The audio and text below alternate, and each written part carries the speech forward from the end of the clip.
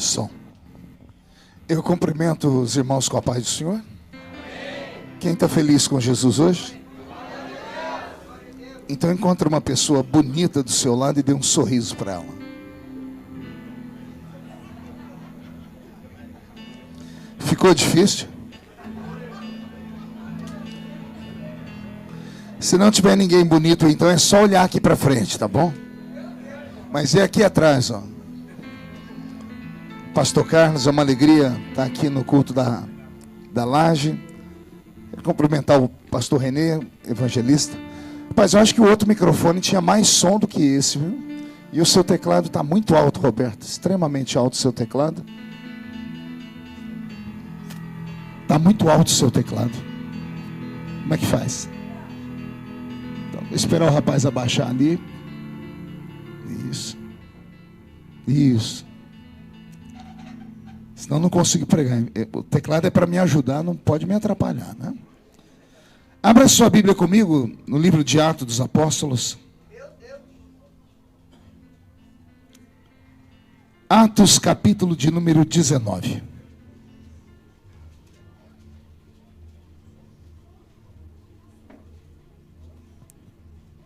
Deus está aqui.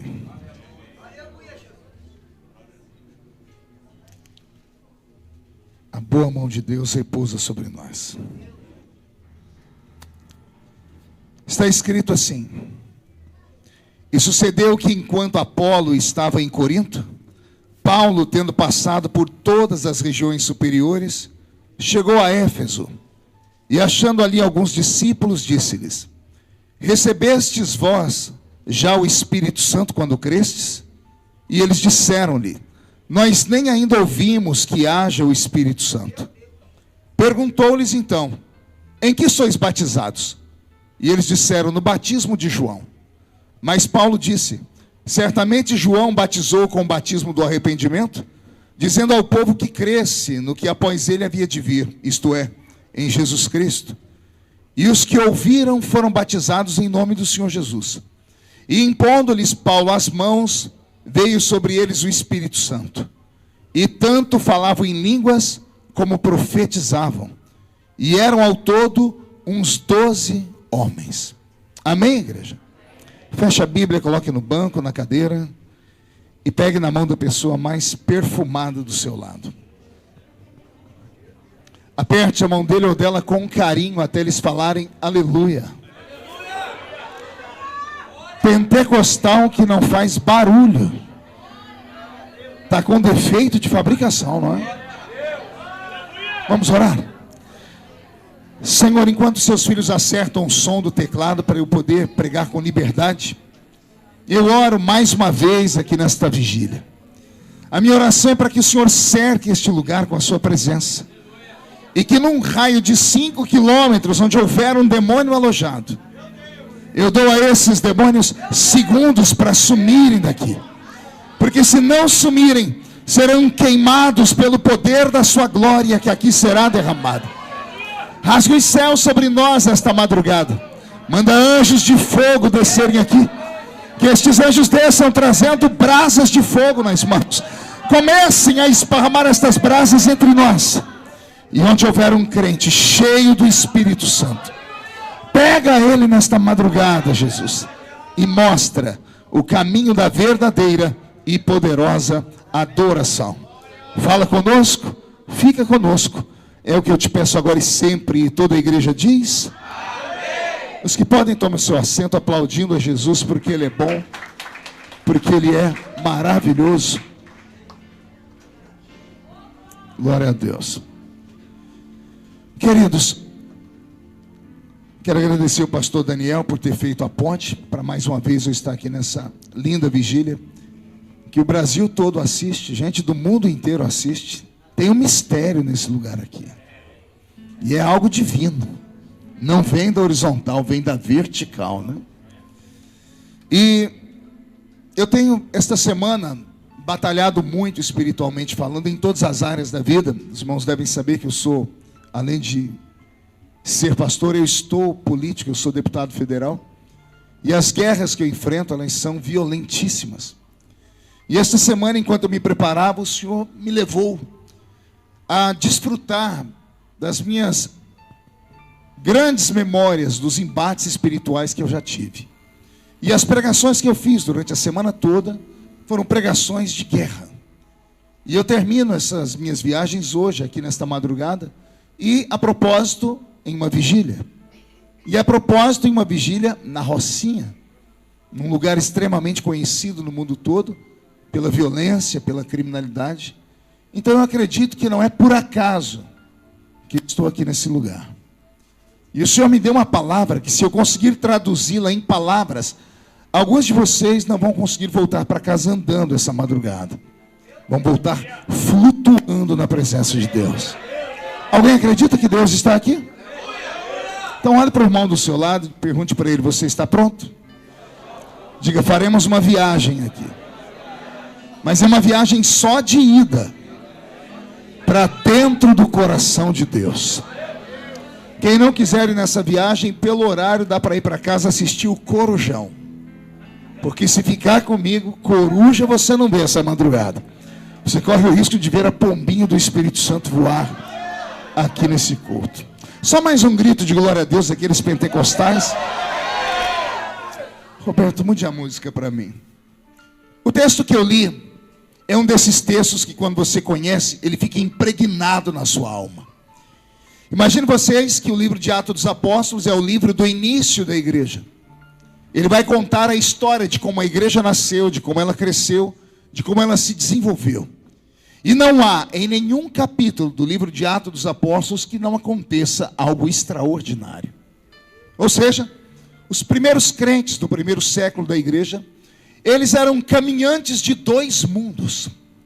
Um pé deles pisava esse mundo físico, e o outro pé deles pisava no mundo sobrenatural. Com os olhos da carne eles enxergavam a terra, com os olhos espirituais eles viam o outro lado. Então eram homens e mulheres acostumados a trazer o céu para a terra. Não era difícil você encontrar em qualquer capítulo de Atos dos Apóstolos os homens de carne e osso, comedores de arroz e feijão como nós, de repente, através da oração, do jejum, rasgarem um véu que separava esse mundo físico do mundo invisível. E eles conseguiam trazer o céu para onde eles estavam. Quem conhece Atos dos Apóstolos sabe do que eu estou falando. Prenderam um apóstolo uma vez, e sabendo que coisas extraordinárias aconteciam, além de prendê-lo dentro de uma prisão, prenderam ele entre dois soldados. Ele ficou preso por correntes a um soldado à esquerda e por um soldado à direita. Os soldados adormeceram. Um anjo apareceu naquele lugar. O anjo soltou as correntes. Os soldados não acordaram. E Pedro é arrancado de dentro da prisão. Quando ele chega na casa onde os irmãos estavam orando, uma menina chamada Rod, ela olha pelo olho mágico da porta e nem abre a porta. Ela volta correndo e diz assim: Pedro está aí. Os crentes acreditavam tanto no sobrenatural que uma irmã que estava orando disse: não é Pedro, é o anjo dele que está aí. Quando abri a porta, olha Pedro entrando e dando testemunho: o anjo do Senhor me visitou esta madrugada, arrebentou os grilhões que me prendiam e cá estou eu. É nesse mesmo livro que a Bíblia conta que à meia-noite Paulo e Silas, que estavam aprisionados pelos pés, eu já vi prender as mãos, porque isso é natural, mas eles eram tidos como homens tão perigosos para a sociedade, que a Bíblia diz que amarraram os pés deles em um tronco. Por que cantaram à meia-noite? Porque bateram tanto nos dois que eles desmaiaram. Paulo acordou à meia-noite, a boca com gosto de sangue, os pés e as mãos presos. E ao invés dele murmurar, de xingar, de fazer qualquer coisa errada, Paulo começou a cantar. Eu queria saber que hino que ele cantou. Se tivesse a letra, o mocinho ali ia cantar para nós aqui hoje ela. Eu sei que quando Paulo começou a cantar, Silas acordou. E eu imagino Silas falando: ué, Paulo, nós estamos presos, você está cantando? Ele disse: ué, prendem o corpo, mas não prendem a alma. Podem prender os meus pés, as minhas mãos, mas nunca a minha adoração. E Silas fez um dueto com Paulo. E o louvor deles foi tão pesado, tão ungido, que Deus ficou de pé e começou a dançar. Pastor, de onde o senhor tirou isso? Deus começou a dançar, e cada vez que o pé do Senhor batia lá no céu, a terra começou a chacoalhar. A Bíblia diz que houve um terremoto na cadeia. Só que eu nunca vi um terremoto que não derruba a parede, que não derruba teto. O terremoto só abriu as portas, só arrancou as correntes. Então não foi um terremoto, era Deus dançando. O louvor mexeu com Deus. Quem sabe nessa madrugada Deus não resolve ficar de pé no trono e dançar também. Se Ele resolver pisar firme no céu, os grilhões que prendem o seu filho, a sua filha, a sua mãe, o seu pai, o seu emprego, o seu trabalho, podem ser quebrados. Estou com o meu corpo todo arrepiado. Até a barba arrepiou agora. Olha só. Então o livro de Atos dos Apóstolos deveria ser lido, ensinado, reensinado e vivido pela igreja moderna. Porque a igreja moderna acredita piamente que tudo se resolve aqui. Que tudo se resolve com uma pregação ou com uma palavra de autoajuda por um coaching bem preparado. Que tudo se resolve tendo dinheiro para contratar um bom advogado. Que tudo se resolve na base do intelecto. A igreja primária sabia que tem coisas que não se resolvem aqui. Só se resolvem aqui. Porque a igreja está em guerra. E você pode não acreditar nisso, mas nós estamos de verdade em guerra. Só que Paulo, quando vai escrever a carta aos Efésios, ele tenta ensinar aos Efésios, lá no capítulo 6, que a nossa guerra não é contra a carne, nem contra o sangue, mas sim contra os principados, as potestades, as hostes do mal, o príncipe das trevas. Paulo começa a enumerar e dar nomes a alguns seres que os nossos olhos não veem. E que o crente moderno já nem acredita que existe mais. Principado é um território. Ou seja, existem espaços físicos que têm dono. E que os donos não estão na terra. Não é a sua escritura que determina. São espíritos ancestrais antigos. Espíritos desprovidos de corpos físicos. Não esses que insistem em participar de alguns cultos, que recebem apelidos como Zé Pilintra, Exu Caveira, Tranca-Rua. Não. Eu falo de potestades, de espíritos da maldade, de demônios de patente alta.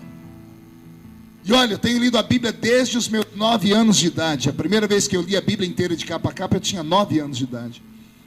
Mais de 30 vezes lendo a Bíblia. Até que um dia eu me deparei com um texto que eu fiquei chocado. Porque eu aprendi na igreja pentecostal que anjo é mais forte que demônio. Quem já aprendeu isso? Aí eu encontro na Bíblia Sagrada um anjo de quinta grandeza, chamado Gabriel, que desceu para entregar a resposta de uma oração para Daniel. Só que quando saiu do céu, não conseguiu chegar na terra. Daniel travou um jejum de 21 dias. E esse jejum não tem nada a ver com comer legumes. As pessoas confundem os jejuns de Daniel. Então no jejum de Daniel, 21 dias comendo legume, mistura os dois. O jejum do legumes é quando ele chega em Babilônia. O jejum de 21 dias é jejum integral. Sem água, sem comida. Ele acordou de manhã, sentou na cama e percebeu que a atmosfera de Babilônia estava diferente. Eu sou dessa época. Que os crentes tinham percepção. Os crentes eram sensitivos. Os crentes tinham visão a olho aberto. Por que tinham isso? Porque treinavam o seu espírito. Porque jejuavam. Porque oravam. Porque não tinham celular e nem TikTok. Passavam mais tempo com Deus do que com os homens. E era automático. Quanto mais perto de Deus, mais parecido com Ele ficava. Daniel acordou, sentou na cama, percebeu tudo diferente. A Bíblia diz que Deus não escondia nada do seu servo Daniel. Daniel dobrou o joelho e orou. Deus não falou com ele na hora, então ele disse: se Deus não falou, tem algum problema. Então hoje eu não como, vou jejuar até Deus falar. Passou a noite, Deus não falou. Ele podia ter entregado o jejum à meia-noite, comido alguma coisa e voltado a jejuar de manhã. Ele disse: não, vou jejuar até amanhã, até Deus falar. O jejum dele passou 3 semanas. 21 dias de jejum integral. É a primeira aparição na Bíblia que acontece de tarde, com o sol quente. Daniel estava na beira do rio Raidekel, junto com os engenheiros de Babilônia, criando um arqueoduto para levar água para a Babilônia, quando a Bíblia diz que apareceu diante dele um varão. A visão foi tão profunda que os homens que estavam com Daniel não eram crentes. Eles não viram, mas sentiram e saíram correndo. Já leram isso na Bíblia ou não? Daniel capítulo 10, os homens saíram correndo, eles não viram nada, mas eles sentiram, o corpo deles sentiu. Daniel foi o único que viu, porque Daniel estava mais para aquele mundo do que para cá. Quando ele viu o anjo, ele caiu aos seus pés como morto. O anjo tocou no ombro dele e colocou ele de pé. A Bíblia diz que Daniel não conseguiu ficar de pé. Eu fiquei de 4, joelhos e pés. E o anjo insistiu: fique de pé, porque você não pode me adorar. Então o anjo me disse: Daniel, homem muito valoroso, a tua oração foi ouvida desde o primeiro dia. Daniel não precisou perguntar, o anjo lia a mente dele. A tua oração foi ouvida desde o primeiro dia. Porém, eu fiquei preso nas regiões celestiais da Pérsia, e o príncipe do reino da Pérsia me resistiu por 21 dias. Eu que aprendi que anjo é mais forte que demônio, tive que ler na Bíblia que um anjo de quinta grandeza como Gabriel ficou preso nas regiões celestiais, porque o principado, a potestade que mandava na Pérsia, prendeu Gabriel. Olha, eu nunca tinha imaginado isso. Como pode um anjo de quinta grandeza, um principado celeste, ser preso por um principado maligno? E o que foi que soltou o anjo? Pergunte para mim, o que, pastor? A persistência de uma oração, a persistência de um sacrifício, de um jejum. O jejum de Daniel foi tão violento que ele rasgou a película que separa o mundo físico do mundo invisível. Não, você não entendeu, eu vou falar de novo. O jejum, o sacrifício de Daniel foi tão profundo que ele foi numa intensidade tão grande que ele rasgou a película que separa esse mundo do outro mundo. Eu pregava agora há pouco e falava que Deus criou 3 mundos. No início criou Deus os céus e a céus, mundo espiritual invisível de Deus. Terra, mundo físico dos homens. Com o passar do tempo, Deus foi obrigado a criar um terceiro reino, que é um acidente de percurso, que é o inferno. Mateus 25, Deus fez o inferno para o diabo e os seus anjos. O inferno não é para o homem vai para o inferno porque é um idiota. Deus criou o reino do inferno para agrupar os demônios ali. Então se criou 3 mundos: o mundo de Deus, o mundo dos homens e o mundo do diabo. O mundo de Deus e o mundo do diabo são invisíveis a nós porque são espirituais. Eles existem, são mundos paralelos. Vou te dar um exemplo. Quem aqui já olhou para um espelho? Só eu sou um idiota aqui, ninguém olha. Você está dormindo? Vou perguntar de novo. Quem já olhou para um espelho? Quer ver que legal? Quem aprendeu a beijar no espelho? Todo mundo. Todo mundo tem 5 minutos de bobeira que você vai lá na frente do espelho, não tem ninguém olhando. Quem aqui já passou medo olhando para um espelho? Só eu e aquela irmã ali atrás. De noite, escuro, você levanta, vai beber água, você passa perto do espelho, dá uma olhada, sobe um arrepio na gente. É ou não é? Por quê? Porque quando você olha para o espelho, você vê um outro mundo lá dentro. Só que você não consegue ir para lá. Pessoas já tentaram atravessar. Daí criou-se aquele grande escritor europeu que falou sobre Alice no mundo dos espelhos. De onde sai essa história? Da menina que entra dentro do espelho e encontra um mundo mágico. Da ideia do ser humano de que atrás do espelho tem um outro mundo, só que você não consegue atravessá-lo. Os mundos paralelos existem. O nosso planeta existe a dimensão de Deus e a do diabo. De vez em quando, o ser humano consegue rasgar essa película. Quando ele se une demais a Deus, em jejum e oração, ele traz o céu para a terra.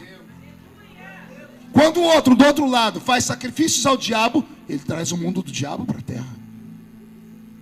Vou te dar um ensinamento que você nunca ouviu falar. Nem Deus, nem o diabo podem fazer qualquer coisa que seja nesse planeta a não ser que o dono do planeta permita. Pergunte a mim, quem é o dono do planeta, pastor? Você. Deus deu ao homem a terra. Deus disse a Adão, a terra é sua, domine a terra, sujeite a terra. A terra é um mundo físico. Nem Deus pode operar aqui se nós não deixarmos. Por que você acha que Jesus vem e cria a sua igreja e diz que a igreja é o corpo? Ele é o cabeça, mas nós somos o... Por que o corpo? Porque é no corpo que está a mão. Só a mão pode tocar. É no corpo que estão os pés. Só os pés podem caminhar. É no corpo que está a autoridade. Então nem Deus nem o diabo podem operar nesse mundo, a não ser que o dono do mundo permita. Não era mais fácil o diabo aparecer para Eva em forma de um anjo? O que é mais fácil, o homem acreditar em um anjo de luz ou em uma cobra? Vai, responda aí. Cobra ou anjo? E por que o diabo não apareceu em forma de anjo? Porque Paulo disse que ele pode. Ainda que ele apareça em forma de um anjo de luz e traga um outro evangelho, seja ele anátema.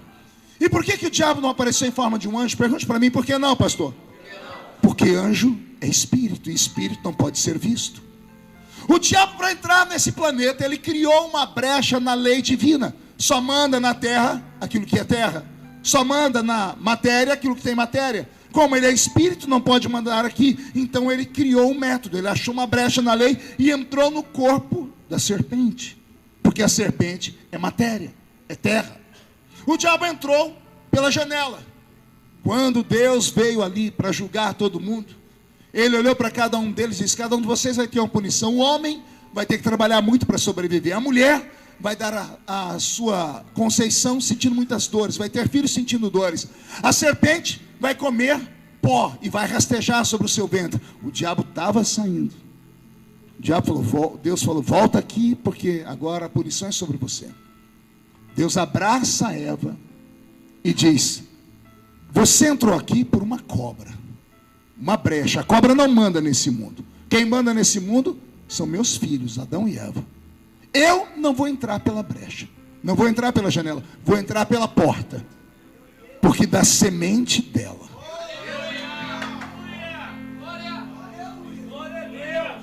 Vou falar de novo. Da semente da mulher nascerá um que esmagará a sua cabeça. Deus estava dizendo: chegará um dia em que eu vou entrar aí de maneira legal, mas vou entrar em forma humana, não vou entrar em forma de cobra.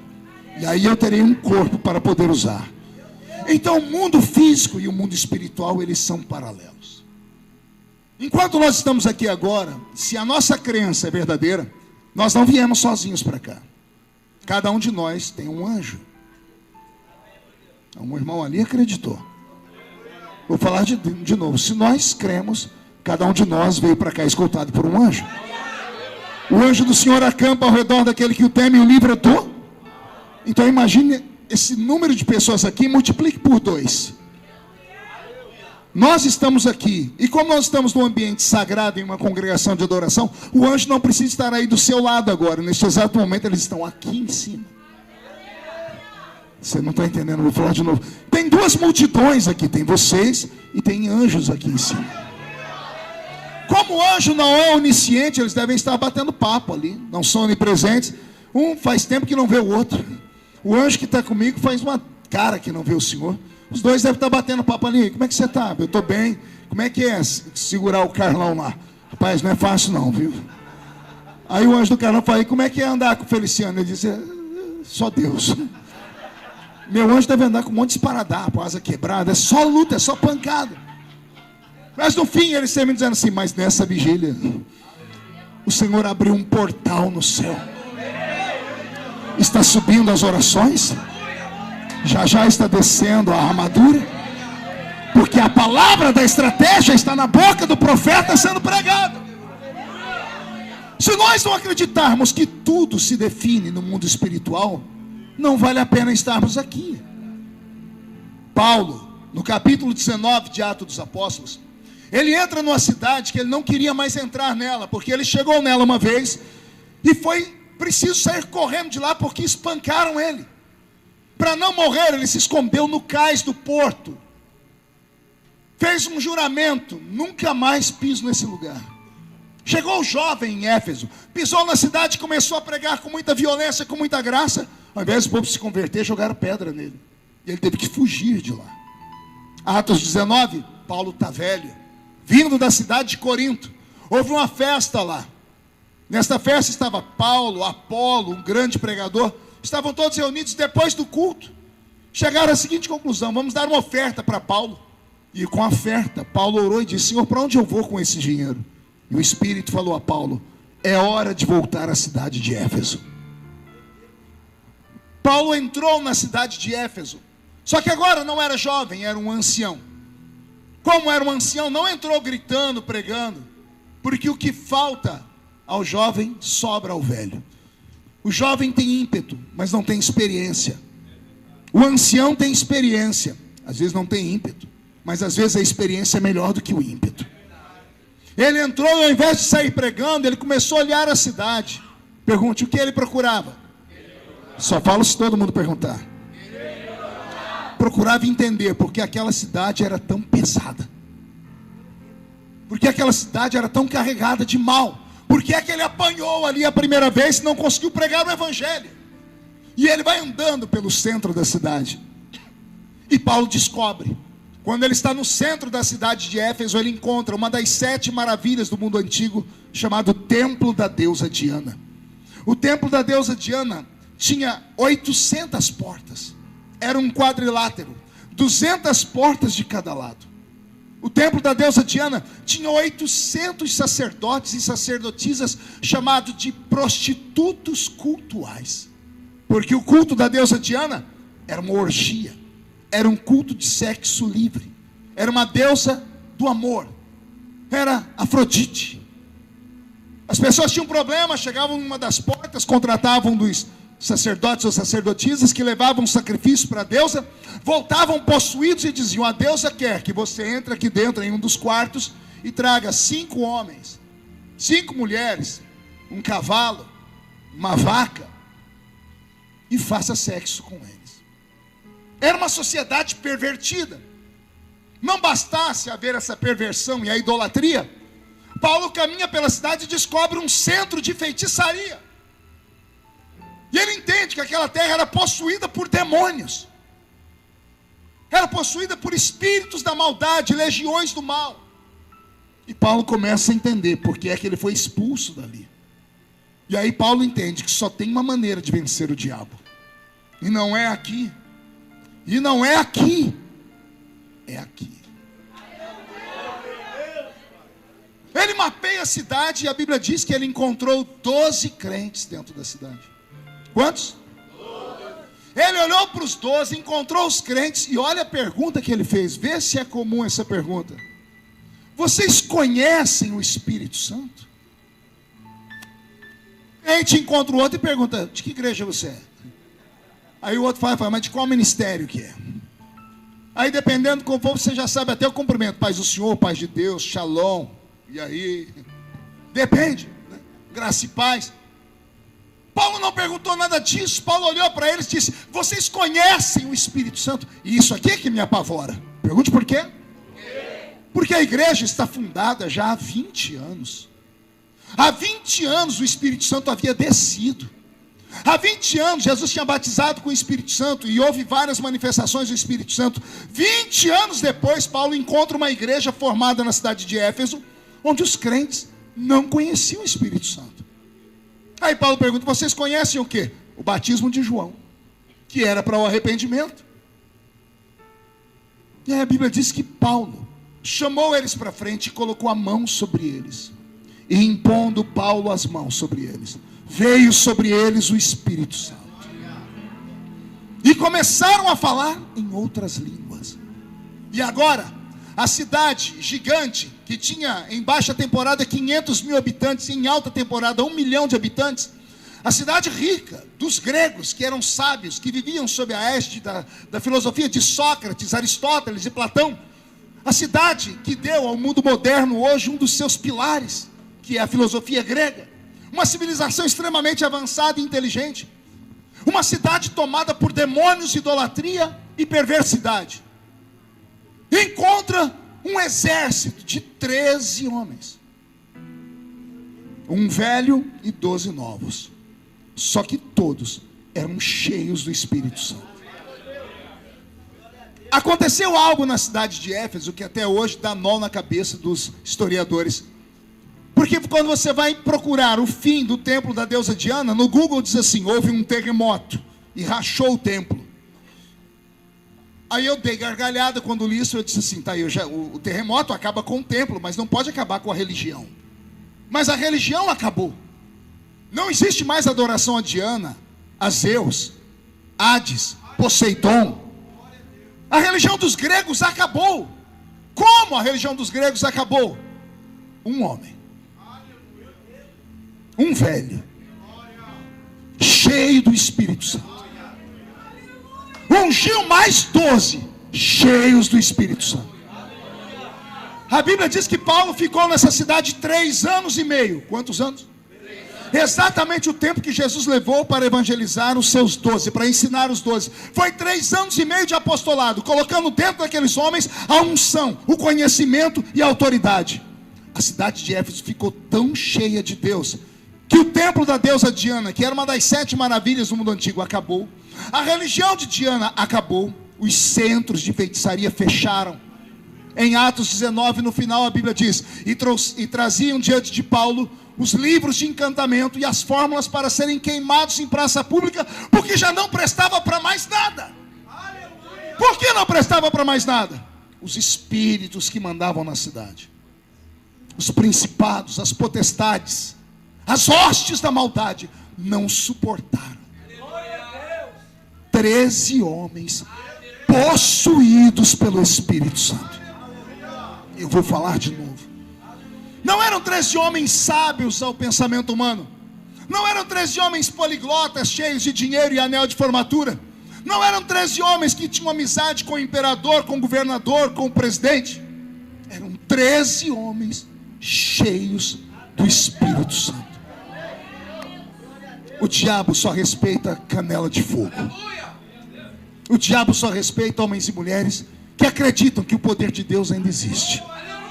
Homens e mulheres que ao receberem o batismo com o Espírito Santo não se fazem de rogado. Quando estão na presença do Senhor, se soltam. Como disse o cantor aqui: eu vou dar lugar. Essa é uma frase pentecostal que deveria ser usada por todos nós. Dar lugar. Dar lugar para quem? Para que o Espírito Santo transforme o culto na laje, a mini vigília da laje, numa apoteose do Espírito Santo. A cidade de Éfeso era 5 vezes maior do que a Rocinha, em alta temporada. Em baixa temporada, 2,5 vezes o tamanho da Rocinha. E só aqui dentro nós temos pelo menos 4 ou 5 vezes mais o número de homens que Paulo tinha à sua disposição. E por que se somar todos nós juntos, mal conseguimos expulsar um demônio? Se juntarmos todos nós, não conseguimos curar a dor de cabeça de alguém. A gente não consegue tirar a dor de dente de alguém. Mas Paulo trazia os mortos à vida. No capítulo 20, Eutico cai de cima da janela e vai Paulo e diz assim: não está morto, levanta. E o morto levanta. Eu estou com o meu corpo arrepiado. Essa vigília é para uma outra proposta. Não é para você receber aquela palavrinha que vai te fazer chorar, aquelas lágrimas de crocodilo. Não é para você: ai Senhor, e o meu marido que está. Não, essa vigília é com a outra proposta. Deus quer te dar uma autoridade tão grande, um poder e uma habilidade tão grande, que quando você descer essas escadas e andar pelas ruas dessa comunidade, não se assuste se a sua sombra começar a levantar os paralíticos. Não se assuste se você passar perto de alguém, cumprimentar, dar bom dia, a pessoa cair endemoniada. Por quê? Porque Deus precisa do seu corpo. Para quê, pastor? Vós sois templo do Espírito Santo. O Espírito Santo quer caminhar na Rocinha dentro de você. Ele quer usar as suas mãos para curar os enfermos, os seus pés para possuir essa cidade, a sua voz para liberar uma palavra profética, os seus olhos para enxergar aquilo que os olhos ainda não viram. E se tem alguém que acredita nisso, Dá um berro aqui para acordar a cidade toda. Não, eu não estou satisfeito. Você pode levantar a mão direita para o céu. Pode chacoalhar a sua mão. Pode colocar a sua mão no ombro de quem está do seu lado e agarrar a pessoa para mim, por favor. Pede a ela licença. Diga para ela, desculpa aí. O médico falou. Diga, o médico falou. Para não contrariar o pastor Marco. Agarrou a criatura. Chacoalha ela, por favor. Não, mas chacoalha com vontade. Chacoalha até irritar ela. Irrita ela. Diga, Deus te trouxe aqui para isso. Sacode a criatura, sacode, sacode. Diga, para isso.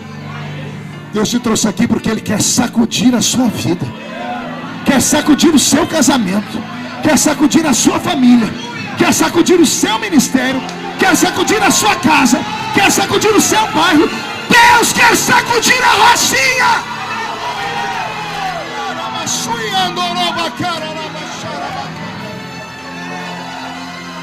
O céu está aqui. O céu está aberto sobre a Rocinha.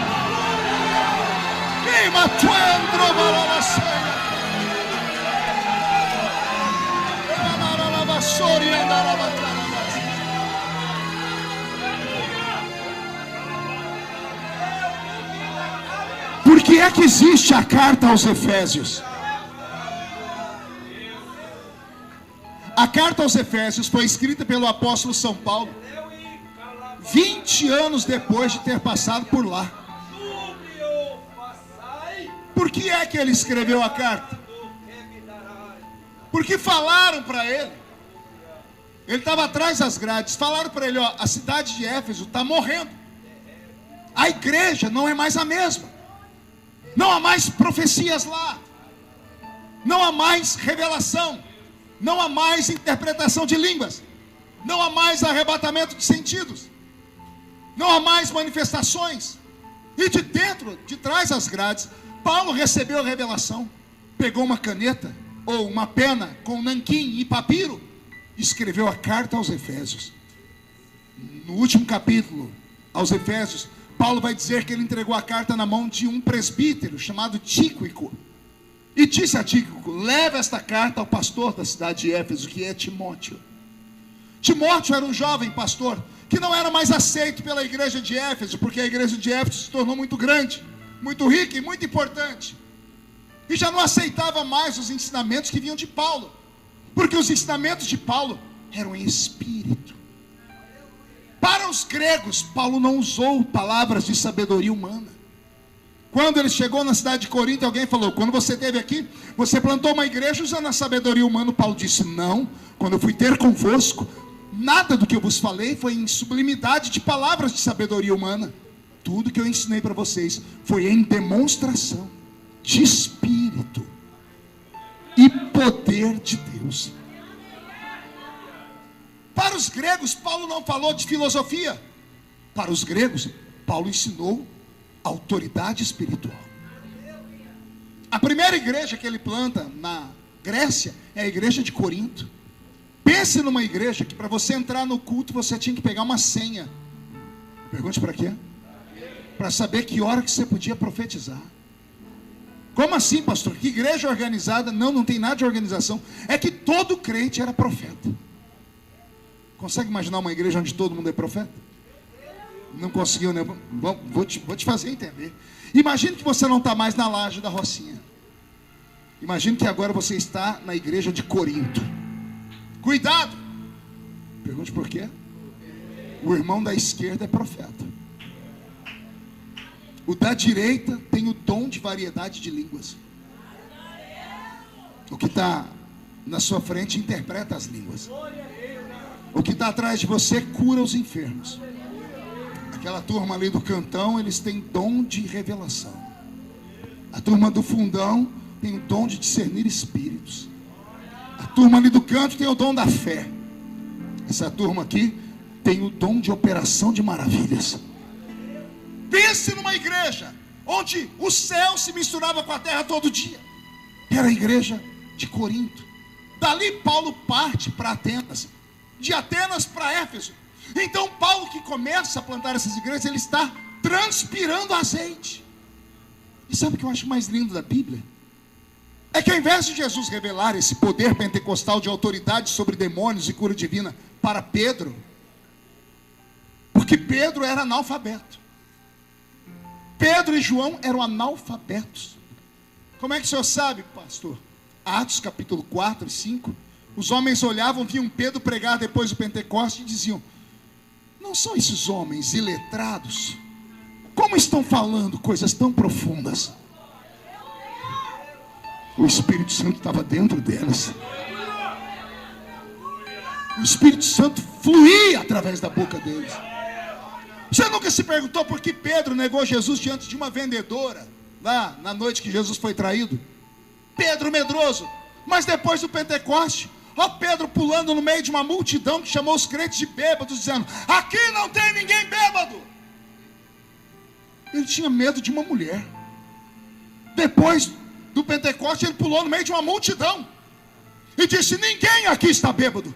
O que está acontecendo aqui é o que foi predito pelo profeta Joel, que disse que nos últimos dias, diz o Senhor, derramarei do meu espírito sobre toda a carne. Vossos filhos e vossas filhas profetizarão. Vossos jovens terão visões. Vossos velhos sonharão sonhos. Você está entendendo? Existe um antes e um depois na vida desses homens. Deus tem um antes e um depois dessa noite. Eu não me responsabilizo, porque alguns dos senhores vão sair daqui meio loucos. Vão dormir um pouquinho ainda essa madrugada e serão visitados por sonhos. Vão acordar de manhã tão diferentes que quando olhar para o espelho vão tomar um susto. Não vão se reconhecer. As pessoas vão olhar para você amanhã de maneira estranha. Vão ver, vão notar alguma coisa diferente. Pergunte por quê. Você vai estar possuído. Não pelo mal, mas pelo Espírito Santo. Vai acontecer com você o que aconteceu com Daniel. Vou repetir. Vai acontecer com alguns de vocês o que aconteceu com Daniel. Lembra o que eu contei agora há pouco? De tarde, 2 horas da tarde, o jejum foi tão forte que rasgou a película que separa esse mundo do outro. E olha um anjo saindo do mundo invisível e entrando no mundo físico. As pessoas não crentes não viram, mas sentiram. Vai começar a acontecer isso. Você vai chegar nos ambientes, vai dar bom dia, vai encostar numa pessoa, vão começar a tomar choque. Vão se arrepiar, vão dizer: o que está acontecendo? Aí você só diz: não estou sozinho aqui. Para ensinar na linguagem deles, diga para eles: eu estou com encosto. Como assim? Tem alguém dentro de mim. Não é algo, não é uma coisa, é alguém dentro de mim. E quem é esse alguém? É o Espírito Santo. Ele vai colocar um ponto final no ciclo da miséria da sua vida, no ciclo da angústia da sua vida, no ciclo da maldição da sua vida, no ciclo da perseguição da sua vida. Esta noite é uma noite de decreto. E o decreto de Deus é esse: termina hoje o ciclo da miséria. Começa hoje o ciclo da prosperidade. Prosperidade do quê? Prosperidade espiritual, emocional, física. Vai acontecer um reboliço na Rocinha.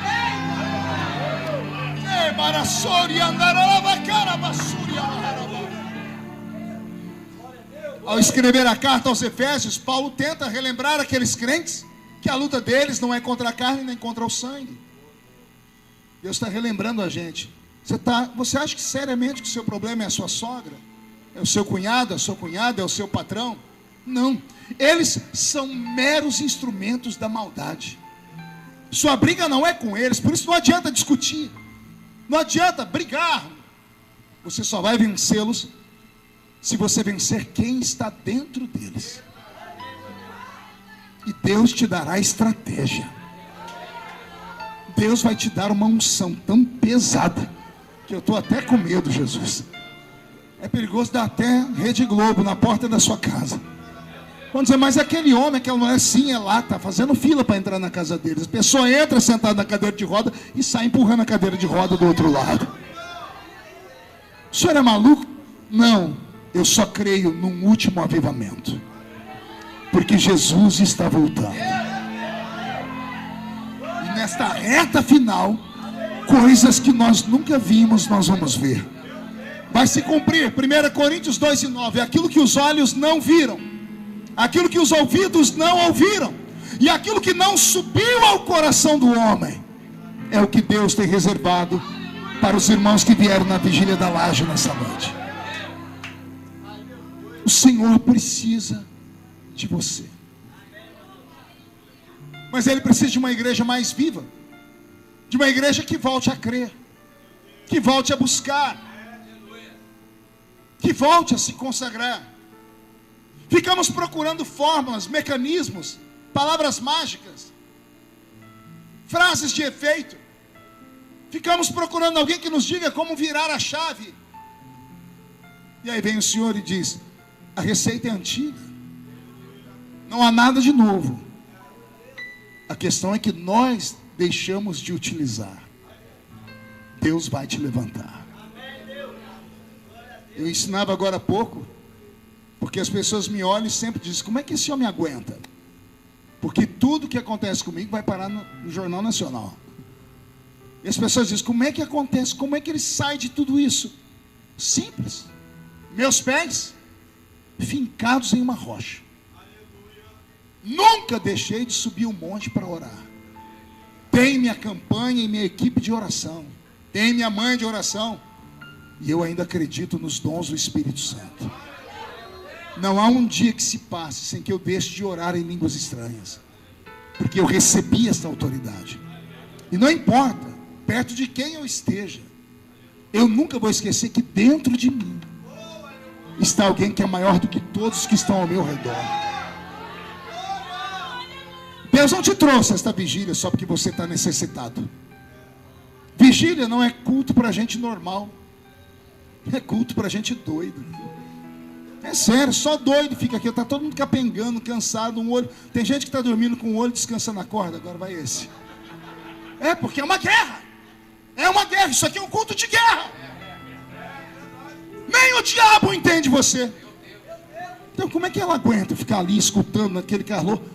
Isso aqui não é culto normal. Por isso as armas que Deus vai te dar não são armas normais, são armas espirituais. Se você acredita nisso, eu profetizo que de hoje até segunda-feira você vai ter um testemunho para contar. E vai ser só o começo de um novo ciclo na sua história. E acredite, o diabo existe, está vivo e atuante, e ele se alimenta da sua ignorância, de você não saber quem você é, de você não acreditar na autoridade que você tem. Mas se você descobrir a autoridade que você tem, se você se levantar nesta madrugada com tudo que Deus te deu, se você se agarrar nas promessas que Deus te fez, pode se levantar contra você 11.000 demônios. 1.000 cairá de um lado, 10.000 cairá do outro lado, e você não poderá ser atingido. Alguém acredita nessas coisas? Deixa eu fazer uma pergunta aqui. Alguém aqui nesta vigília tem uma promessa de Deus muito grande que ainda não aconteceu? Só esse? Vou perguntar de novo. Alguém aqui tem uma promessa de Deus que ainda não aconteceu? Se você tem essa promessa, por que você está com essa cara feia? Parecendo que foi batizado num pote de vinagre. Se você tem uma promessa gigante de Deus, pode ficar tranquilo. Não tem câncer, não tem Covid, não tem HIV, não tem bala perdida, não tem acidente, não tem vingança, não tem polícia, não tem governo, não tem Satanás que possa tocar em você, porque a promessa que Deus te fez, ela te imortalizou. Você está imortalizado até que se cumpra na sua vida tudo aquilo que Deus prometeu que ia te dar. Só que as coisas que Deus te prometeu estão em um nível espiritual, e você tem que acreditar em loucuras. Diga comigo, loucuras. Eu vou terminar contando um testemunho. Eu tinha 15 anos de idade, cortador de cana-de-açúcar no interior de São Paulo. Apanhava laranja, algodão e café para levar comida para dentro de casa. Me converti numa Assembleia de Deus pequenina, de gente simples. Os únicos instrumentos que a gente tinha eram uma sanfona e um pandeiro. As irmãs do círculo de oração oravam de verdade. E eu me converti e me aproximei de crente, mais crente do que eu. E eu acabei ficando louco igual eles. Eu era tão louco que eu ia em todo culto que você imaginar, eu estava lá. Eu estou num culto de círculo de oração. Ó, tinha lá meia dúzia de velhinhas e eu sentado lá atrás, assistindo o culto. Vai para a tribuna, para o púlpito da igreja, a irmã Geni, que era uma carioca aqui de São João do Meriti, que mudou lá para o interior de São Paulo e arrastou para o interior os dons que só tem no Rio de Janeiro. Esse irmão é carioca. O resto eu não sei de que país é, não. Eu estou elogiando vocês. Vou falar de novo. E ela arrastou para o interior de São Paulo os dons que só os cariocas têm. Porque a gente de São Paulo era muito tranquilo nessa questão de dons. A gente acreditava, mas a gente nunca tinha visto. Tá a irmã Geni no púlpito e ela usava um óculos fundo de garrafa. Porque ela era cega. E ela está olhando assim para frente. Ela falou: minhas irmãs estão vendo o que eu estou vendo ali atrás? Ela tirou o óculos. Olha lá, irmã, vocês estão vendo a irmã Dalva, diretora do círculo de oração da igreja, disse assim: Geni, com óculos você já não enxerga, você tirou o óculos, está vendo o quê? Ela disse: Dalva, eu estou vendo lá, ó. O que você está vendo, Geni? Eu estou vendo aquele menino lá, ó. Todo mundo olhou para trás e eu olhei também. Mas só tinha eu de menino lá. Ela: esse menino aí, ó. Eu estou vendo ele embrulhado na bandeira do Brasil. Eu tinha 15 anos de idade. Desse tamanho. Sofria de inanição, não tinha comida. Eu estou vendo ele embrulhado na bandeira do Brasil. Eu estava usando um chinelo havaiano. Aqui era vermelho e aqui era azul. E o meu era chinelo de fogo. Quer perguntar por quê? Arrebentava, minha mãe colocava um grampo lá por baixo, ela esquentava, ou um prego. Aí eu passava o pé no chão, saía faísca. Vocês vão dizer: olha esse sapatinho de fogo. Mão cheia de calo. Menino pobre. Eu estou vendo ele embrulhado na bandeira do Brasil, minhas irmãs. Aí ela limpou e foi: ele está voando agora. Ela parou de olhar para mim e começou a olhar para cima. Minhas irmãs, olha ele lá em cima voando.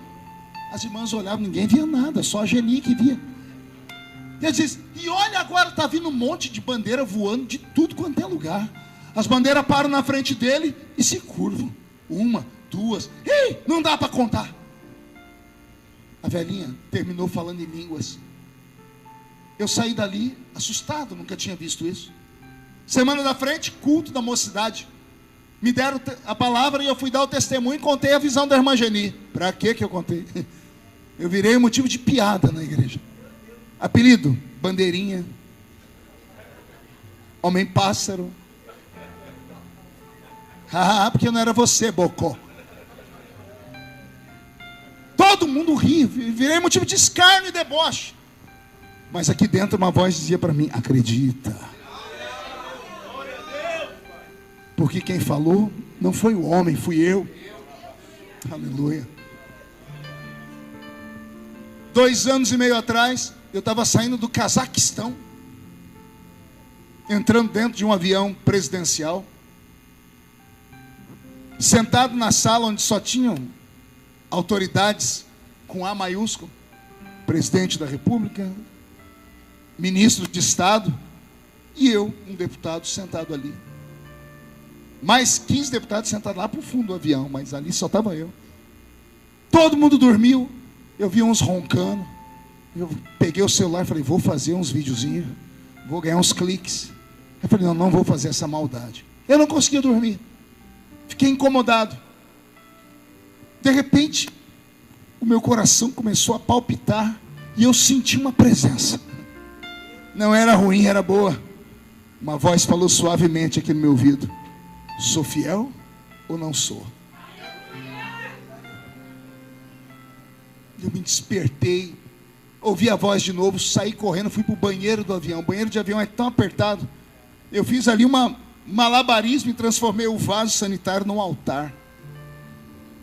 E o Senhor disse para mim: olha o que eu faço com um cortador de cana de açúcar.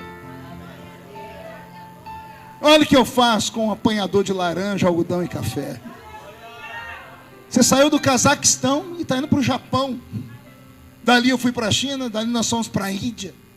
E hoje eu tenho empregado em quase 100 países do mundo. Me comunico em 3 idiomas. Escrevi livros. E alguém vai dizer que é mérito meu? Sobrenatural. Enquanto você acreditar que tudo na sua vida se resolve aqui, você vai ficar pesado. Você tem que começar a entender nas entrelinhas o que Deus está fazendo.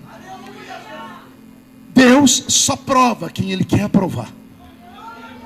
A sua guerra não é contra a sua mãe, contra o seu pai, contra o seu vizinho, seu ex-marido, sua ex-esposa. Não, a sua guerra é contra demônios. Comece a dar ordem nesta noite. Quando você pisar na rua da sua casa, ei, escute esse louco pregador. Dá um grito na rua: cheguei! Se não escutar nada, grita de novo: estou avisando, eu cheguei! Quem manda nessa jossa sou eu agora. Não tem tranca-rua, não tem biqueira. Sou eu, a autoridade sou eu. Chegou na porta da sua casa, não entra não, abre a porta, olha para o relógio, fala: ó, 5 segundos para sair lá de dentro que não presta. Porque eu vou entrar na força de uma leoa parida aí dentro. Vou entrar numa unção terrível. Se você não sentir que nada saiu, entra, tranca a porta, levanta as mãos e começa a orar. Falando em línguas, com autoridade, vai expulsando demônios. Expulsa demônio do copo, do guarda-roupa, da roupa. Expulsa os demônios. Diga a eles: eu sei que vocês estavam aqui, e aqui não é o lugar de vocês. Invoque os anjos. Peça ao Senhor para encher a sua casa de anjos. E você vai ver o que vai acontecer com a vida dos seus filhos depois dessa noite. Você vai ver a unção que vai vir sobre o seu ministério depois desse culto. Anote, você vai pregar a mesma mensagem. Aí os crentes vão falar: de onde é que você tirou isso? Você não vai entender, mas é a coisa que eu prego sempre. A questão não está nas palavras, está na glória, no sobrenatural que vai te envolver. A minha proposta nessa madrugada é que quando você descer essa escadaria, você saia daqui possuído a autoridade que Deus te deu. Você não é normal. Alguém crê nessas loucuras? Então agora não dá um grito não, dá um berro de glória a Deus aqui dentro. Fica de pé comigo.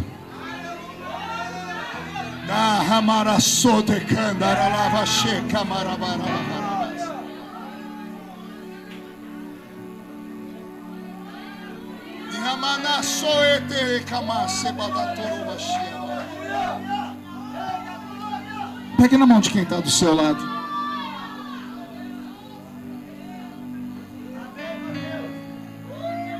Senhor, esse culto é tão poderoso que daqui a alguns dias vão ter milhões de visualizações na internet. O Senhor poderia ter escolhido uma catedral. O Senhor poderia ter escolhido o Leblon, o Recreio, mas o Senhor escolheu a Rocinha. E eu sei o porquê, Pai. É porque onde abundou o pecado, vai superabundar a graça.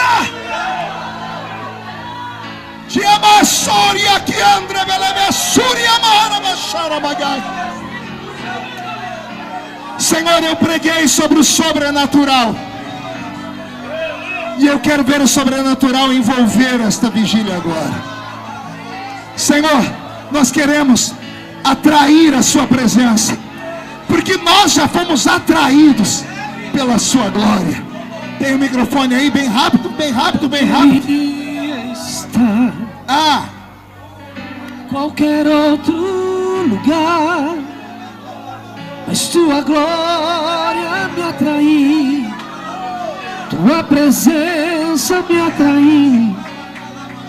Tentei me esconder, por medo de não viver, mas tua glória me atraiu, tua presença me atraiu. Eu poderia estar, você poderia estar em qualquer outro lugar, em qualquer outro lugar, mas você veio para o culto da laje. Tua glória me atraiu, A sua glória nos atraiu. tua presença me atraiu. Estamos aqui na vigília da Rocinha. Tentei me esconder, É impossível nos esconder de ti, por Pai. medo de não viver. Canta, Rocinha. Mas tua glória me atraiu, tua presença me atraiu. É que a sarça pegou fogo e não se consumiu, e a voz que saiu dela um dia me atraiu, e o meu coração queimou até que descobriu que um dia com tua glória vale mais que mil. É que a sarça pegou fogo e não se consumiu, e a voz que saiu dela um dia me atraiu, e o meu coração queimou até que descobriu que um dia com tua glória, um dia com tua glória vale mais que mil. Mirabassuri amandoroba carabaixa. Atraídos pela tua Minha massuri de candarabaixa. me vejo E a tua presença, atraídos pela tua presença, não me vejo sem a tua presença, atraídos. Ei! Recebe! Recebe! Recebe!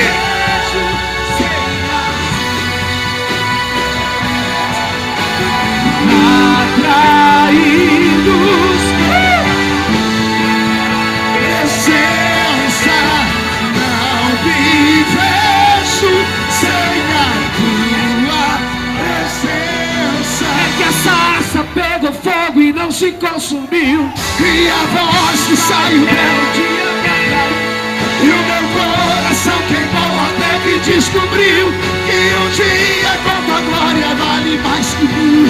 É que a sarça pegou fogo e não se consumiu, e a voz que saiu dela um dia me atraiu, e o meu coração queimou. E um dia com tua glória, um dia com tua glória vale mais que mil.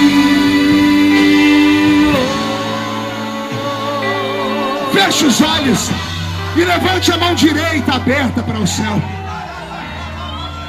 Diga comigo em nome de Jesus: todos os demônios que operaram contra a minha família, contra a minha casa, contra o meu trabalho, meu ministério, eu ordeno, não estou pedindo, estou ordenando.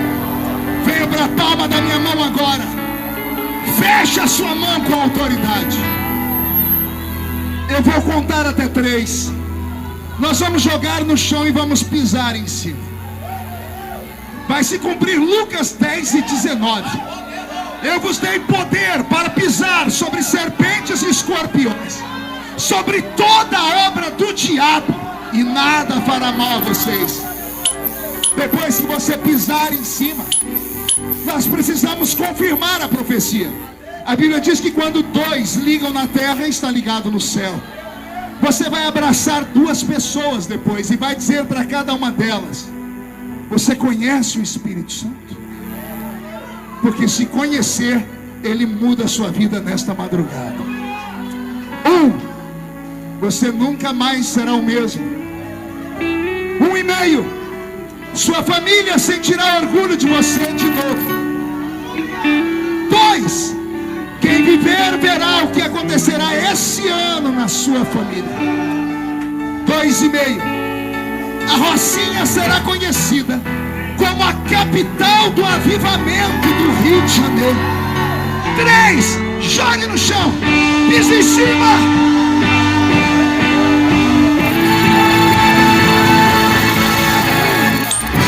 Jesus do céu vai aparecer e todo joelho se dobrará e toda língua confessará.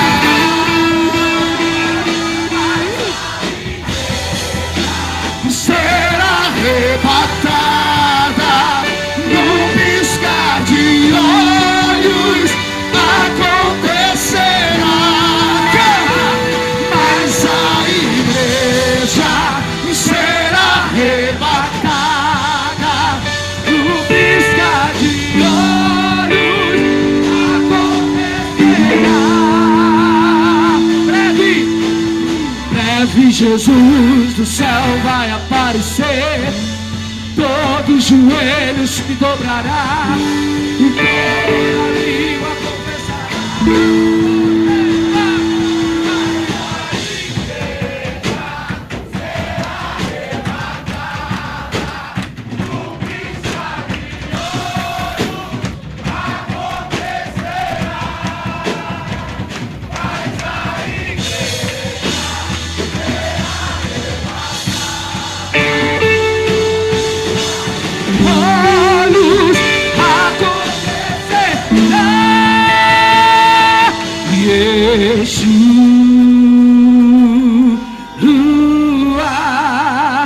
Messias aguardar, ele vem.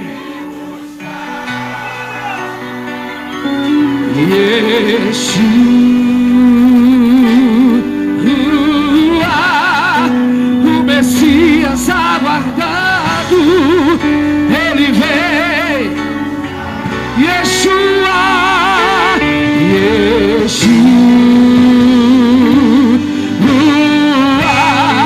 o Messias aguardado, ele vem. Yeshua, Yeshua, Yeshua,